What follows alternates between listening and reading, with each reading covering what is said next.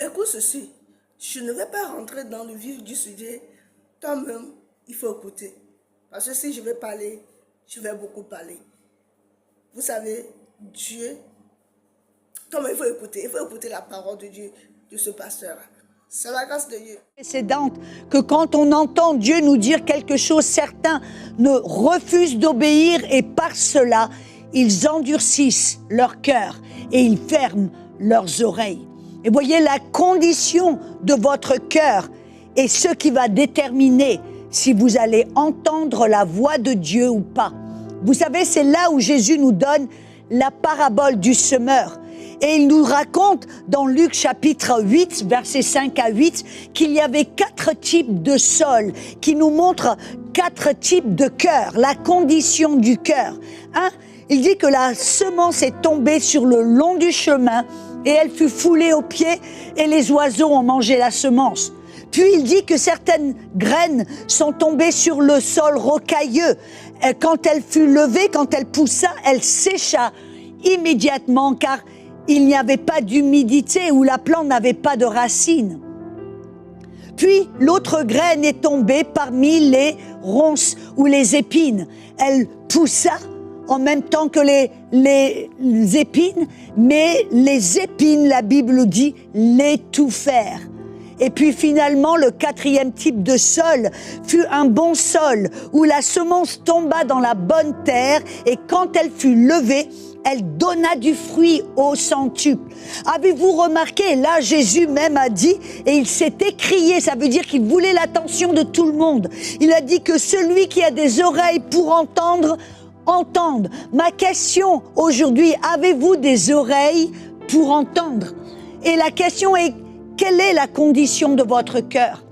Est-ce que vous avez de l'honneur pour la parole ou la parole est très chère à votre cœur? C'est vous l'honorez, vous l'aimez, vous gardez la parole près de votre cœur, ou alors comme le bord du chemin, vous la déshonorez, vous lisez la parole une fois de temps en temps, peut-être par hasard, vous allez à l'église, peut-être ou peut-être pas.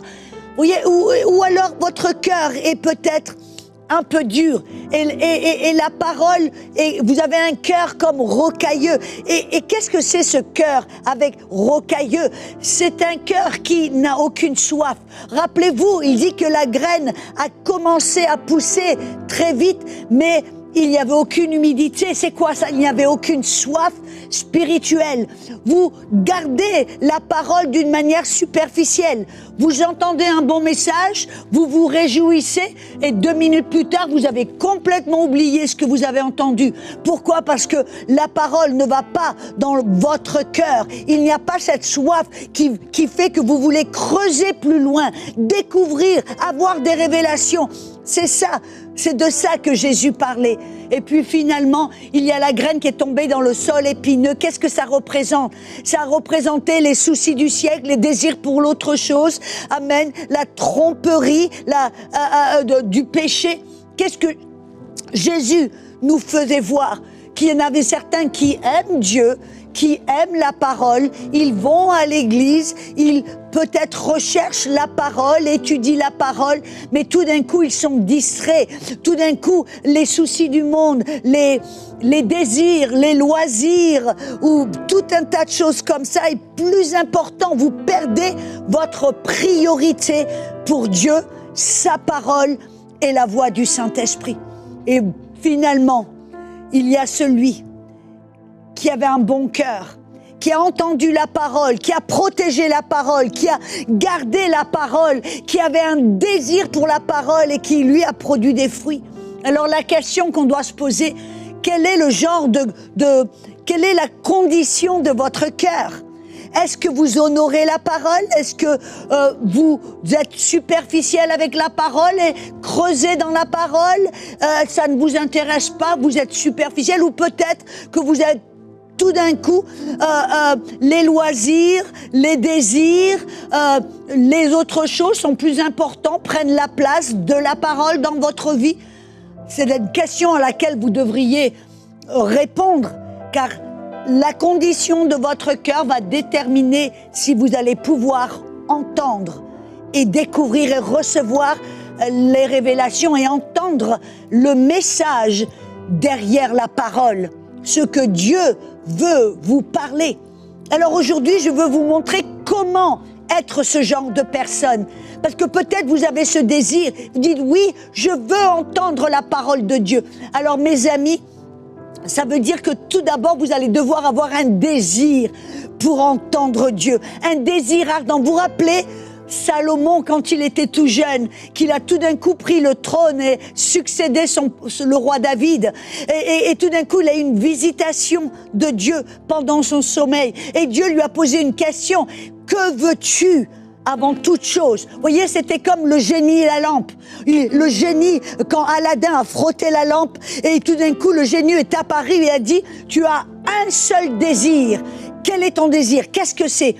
Quel serait votre désir si vous n'aviez qu'une seule chose à choisir? Vous voyez, là, tout d'un coup, les choix ne sont plus multiples. Vous êtes limité à un choix.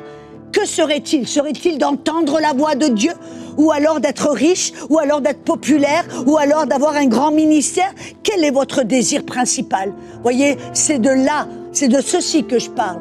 Et bien sûr, Salomon a répondu, elle dit, Dieu, dans 1 Roi chapitre 3, verset 9, il dit, donne à ton serviteur un cœur qui entend la voix de Dieu. Qui entend Dieu. C'était son désir plus que toute autre chose, plus que l'argent, la popularité, le pouvoir, la réussite. Il voulait richesse, il voulait entendre la voix de Dieu. Mes amis, si vous voulez entendre, venir là et commencer à nouveau à entendre la voix de Dieu, alors ça va devoir être votre désir. Et ça devra être comme un trésor que vous recherchez, que vous poursuivez avant toute chose. Vous allez devoir mettre vos priorités en ordre. Vous allez devoir être, avoir le désir de creuser dans la parole, de ne pas être simplement à la surface, mais de vraiment vouloir poursuivre la parole pour pouvoir entendre et la voix de Dieu. Amen. Ça veut dire que vous allez devoir être intentionnel. Et je vais vous montrer comment être intentionnel dans cette poursuite. Amen. Intentionnel avec la parole et la voix de Dieu. Parce que vous savez, Dieu parle. Dieu parle. Mais avez-vous une oreille qui entend ce que l'Esprit de Dieu veut vous dire? Avez-vous un cœur qui est prédisposé à recevoir cette belle et bonne semence pour que ça donne du fruit dans votre vie? Est-ce que Dieu peut vous faire confiance avec sa parole? Amen. Mais voyez, je le crois. Vous regardez cette émission, ce titre vous a attiré votre attention parce que apparemment c'est votre désir. Et je dis, Alléluia, c'est un bon départ. Alors, à partir de là, que devez-vous faire? Comme je l'ai dit, vous devez être intentionnel. Il y a un verset dans Habakkuk. On n'aurait pas forcément choisi ce passage, ce livre, le livre d'Habakkuk, mais écoutez ce que Habakkuk dit dans chapitre 2, versets 1 et 2. Il y a 4 clés là qu'il nous donne pour entendre la voix de Dieu. Êtes-vous prêts, mes amis? Ça va vous bénir. Il dit, je me placerai en observation et je me tiendrai sur la tour et je veillerai pour voir ce qu'il me dira. Et l'Éternel me répondit et me dit, écris la vision, grave-la sur les tablettes, afin que ceux qui la lisent puissent courir. Il y a 4 points là que Habakkuk, le prophète, nous donne. La première, c'est je me placerai en observation. Ça veut dire que vous et moi, vous devez aller dans un lieu secret. Allez dans un endroit à part. Amen, vous et Dieu. Vous devez avoir ces moments où vous êtes tout seul avec Dieu, peut-être la parole ouverte sous vos yeux. Vous devez vous isoler du bruit, isoler des distractions, isoler de tout ce qui pourrait voler votre désir, voler votre attention. Vous voyez, nous sommes dans une culture et une génération qui va plus vite. J'appelle ça la génération du micro-ondes, où tout doit aller plus vite, le temps est plus court et on est tellement distrait, il y a tellement de bruit, tout veut attirer notre attention. Et comme je l'ai dit, vous allez devoir choisir, vous allez devoir poursuivre, vous allez devoir, d'une manière intentionnelle, vous séparer pour un moment. Et faites-le tous les jours, face à face avec votre Bible, en fermant peut-être les yeux. Vous avez remarqué que la Bible nous dit dans Psaume 46, verset 10, « Tenez-vous tranquille et sachez que je suis Dieu. » C'est dans la Darby. Qu'est-ce qu'il veut dire par là, « Tenez-vous tranquille » ? Ça veut dire d'être dans un endroit où vous vous isolez, où vous êtes silencieux. Vous voyez, la culture du silence est une culture que l'on a perdue. Amen. Avoir ces moments de silence où on peut finalement entendre les ondes spirituelles. Il y a tellement de bruit autour que des fois c'est difficile d'entendre. Et d'être dans ces moments de silence, ces moments d'isolation. C'est pour ça que le moment d'après, il dit « Je me tiendrai sur la tour ». Qu'est-ce que ça nous révèle? Ça veut dire qu'on doit aller au-dessus de tout ce qui se passe. Vous voyez, on est aussi avec là en bas où il y a du bruit, des distractions, tout un tas de trucs qui veut attirer notre attention, où on se met au-dessus. Dans une onde spirituelle un petit peu plus haute. On s'élève, on se tient sur la tour, au-dessus du bruit, au-dessus des distractions, au-dessus de tout. Vous voyez, à ce moment-là, si peut-être vous êtes dans ce moment avec Dieu, et tout d'un coup, qu'est-ce qui va se passer? Le diable va bombarder vos pensées, va vous rappeler la liste de « tu dois faire ». Amen. À ce moment-là, qu'est-ce que vous faites? Prenez une petite feuille de papier avec un crayon et écrivez à ce moment-là, ce que vous devez faire, mettez-la de côté et revenez dans ce moment de silence et de contemplation avec Dieu, au-dessus du bruit et des distractions. Et puis, Habacuc, finalement, nous dit « Je veillerai pour voir ce qu'il me dira ». N'est-ce pas un peu intéressant? On aurait pu penser qu'il allait dire « Je vais écouter pour voir ce qu'il va me dire ». Non, non, il dit « Je veillerai ou je regarderai pour voir ce qu'il va me dire. » Pourquoi? Parce que Hébreux 12, verset 2 nous dit qu'on doit fixer nos yeux sur Jésus, qui est le chef et le consommateur de notre foi, qui vient de ce que l'on entend. Si tout d'un coup, les yeux fermés en contemplation, là, dans la présence de Dieu, vous fixez avec les yeux de votre cœur, vous fixez votre regard spirituel sur Jésus. Vous savez, Jésus, un de ses noms, c'est Emmanuel, Dieu avec nous. Dieu n'est pas seulement avec vous, mais il est en vous. Alors que vous êtes dans ce moment de silence et d'isolation, fixez votre regard. Imaginez-vous que Jésus, il est là avec vous, à vos côtés, et qu'il vous parle. Regardez-le. Ne regardez pas tout autre. Fixez votre attention sur Jésus. Vous dire non pas d'une manière physique, mais avec le regard de votre cœur. Ça s'appelle l'imagination. Et il dit aussi dans Psaume 16, verset 8, « J'ai constamment l'Éternel sous mes yeux. Il est à ma droite. Je ne chancelle pas. » C'est le roi David qui disait cela. Lui qui, dans le désert, avec les brebis, avait appris comment méditer, comment prier, comment être dans la présence de Dieu et écouter la voix de Dieu. Il fixait son regard sur Jésus ou sur Dieu, toujours à ses côtés. Amen. Alléluia. Parce que et je vais vous encourager, priez en autre langue, car la Bible dit avec des lèvres bégayantes et une langue étrangère, Dieu parlera à ce peuple. Quand on prie en autre langue, ça vous rend sensible à la voix de Dieu. Et Dieu vous parle. Et Dieu, il dit, Dieu, l'Éternel, me répondit. Oh, qu'est-ce que ça veut dire? Comme un flot qui va commencer à couler, des paroles, des pensées spontanées. Jésus a dit dans Jean 7 que ceux qui ont soif viennent vers moi et de leur sein va couler des fleuves d'eau vive. Et il parlait là du Saint-Esprit. Vous voyez, quand ça commence à couler comme un flot spontané, ça vient spontané, c'est pas calculé. Ce n'est pas quelque chose à laquelle vous avez pensé auparavant. Ce n'est pas, amen, cartésien, c'est spontané. Ça coule de votre esprit, c'est spontané, ça vient. À ce moment-là, commencez à écrire. Habacuc dit, écris la vision. Parce que des fois, la parole de Dieu va vous venir en vision, une image. quelque chose que vous voyez, une pensée, une parole, écrivez-la. Laissez ce flot couler. Inscrivez, écrivez, jusqu'à ce que ce flot s'arrête. Et plus tard, vous pouvez regarder, juger, à savoir si ce que vous avez entendu, amen, vient de Dieu. Est-ce selon le caractère de Dieu? Est-ce selon la parole de Dieu? Et si vous pouvez dire oui, alors ces paroles spontanées vous viennent de Dieu. Dieu vous a parlé. C'est comme cela, mes amis, que vous pouvez commencer à entendre la voix de Dieu. Alléluia, merci pour ce bel enseignement. Et Audrey l'a dit, elle a parlé des distractions. Et je te propose de prier et de dire à Dieu, Seigneur, montre-moi les distractions qui sont dans ma vie. Montre-moi ces choses qui occupent tellement mon temps que je n'ai pas du temps seul avec toi dans ta présence. Montre-moi ces choses qui prennent toute la place dans mon cœur et qui viennent arracher les semences de ta parole. On peut commencer à prier et juste dire, Seigneur, montre-moi les distractions qui sont dans ma vie. Et vous serez surpris pour beaucoup, parfois c'est des bonnes choses.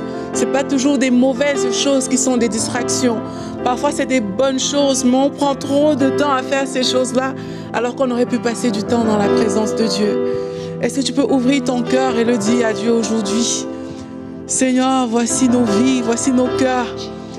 Seigneur, il y a tellement de bienfaits, de bénéfices à entendre le son de ta voix, comme Audrey nous a dit. Ça change une vie, ça change une trajectoire.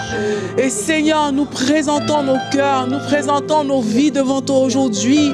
Et nous te disons, Seigneur, montre-nous les distractions qui sont dans nos vies.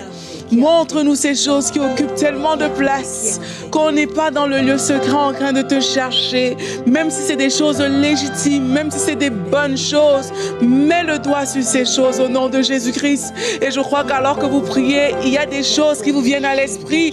Il y a des choses qui passent. Ce sont ces distractions qu'il faut pouvoir comme... vraiment faire de l'espace pour prendre du temps avec Dieu. Décide que tu mettras cette chose de côté.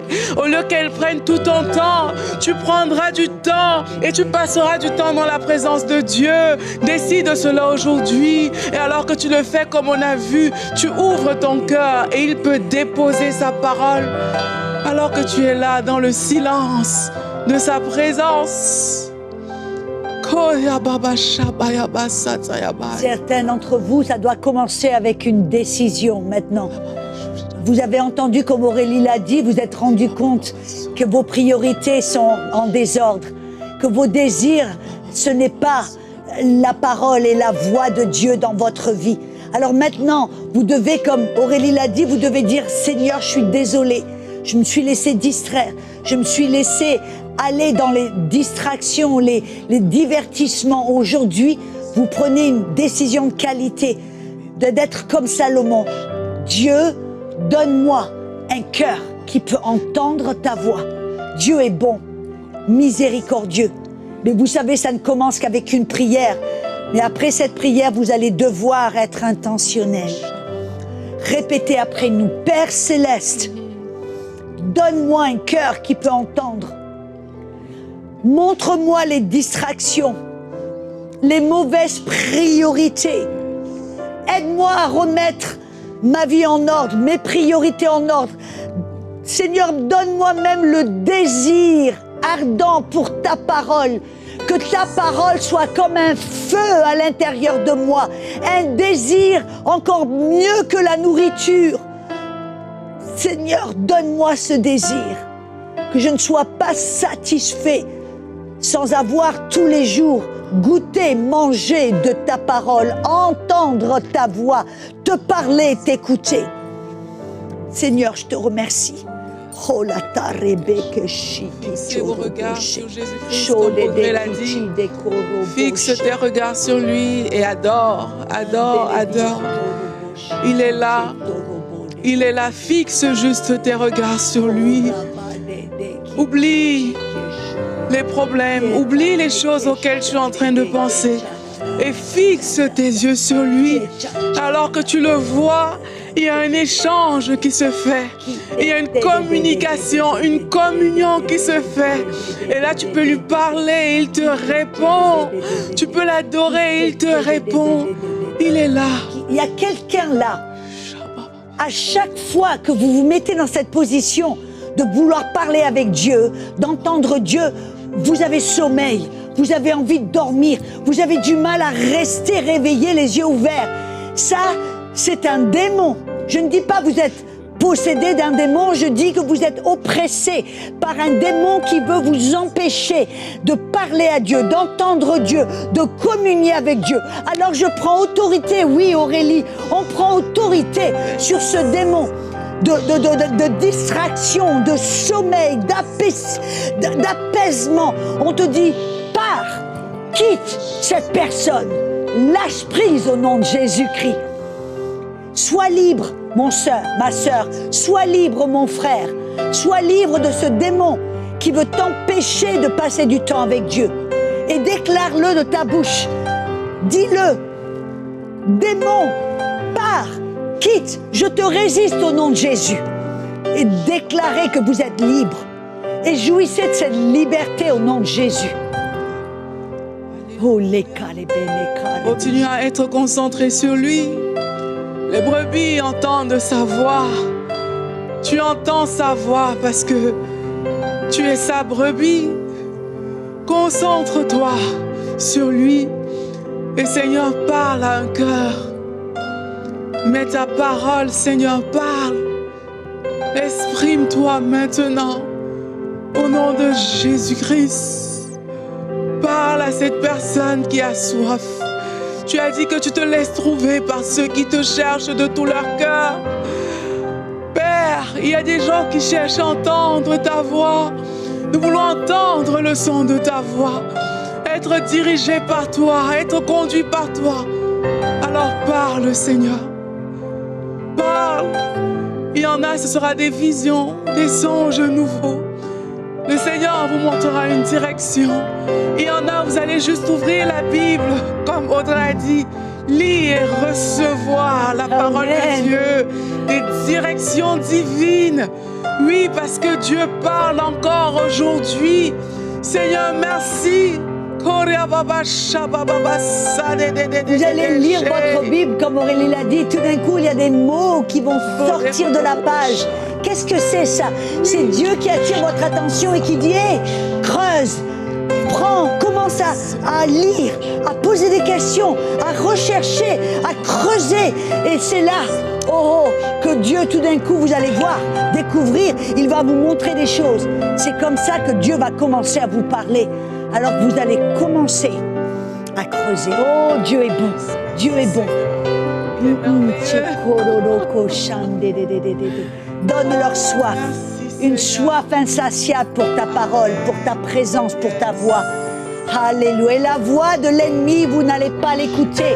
La voix de l'étranger, vous n'allez pas la recevoir. Mais vous allez développer, voyez, quand vous commencez avec la parole, petit à petit, cette voix va devenir de plus en plus familière. Et vous allez aller au cours de la journée, cette voix va devenir tellement familière que vous allez l'entendre ici et là, dans les moments différents, pas simplement dans votre petit coin de prière avec Dieu et la Bible, non, mais tout au cours de la journée, car Dieu va vous parler n'importe quand, n'importe où. Yes. Oh, alléluia. Merci beaucoup, Audrey. Cette semaine était magnifique en ta compagnie. Elle est passée si vite. Vraiment, vraiment trop vite, à mon goût. Gloire à Dieu, on bénit le Seigneur pour ton ministère, vraiment. La présence de Dieu sur ce plateau, on la ressent, elle est vraiment forte et on croit que vous la ressentez aussi à la maison. Comme Audrey a dit, soyons intentionnels. Prenons ce temps avec Dieu, avec sa parole, pour l'entendre, pour l'écouter. Prions en d'autres langues, comme on a vu tout au long de cette semaine. Et comme je dis, je suis convaincue que Dieu a fait de belles choses dans vos vies cette semaine. Alors envoyez-nous votre témoignage. emcitv.com/témoignage. On a hâte de vous lire et vous pouvez écrire dans les commentaires que vous aimez Audrey, comme nous aussi on l'aime ici à EMCI. Et on se dit à très bientôt. Vous allez retrouver Jérémie dans de prochaines émissions de prières inspirées. Que Dieu vous bénisse.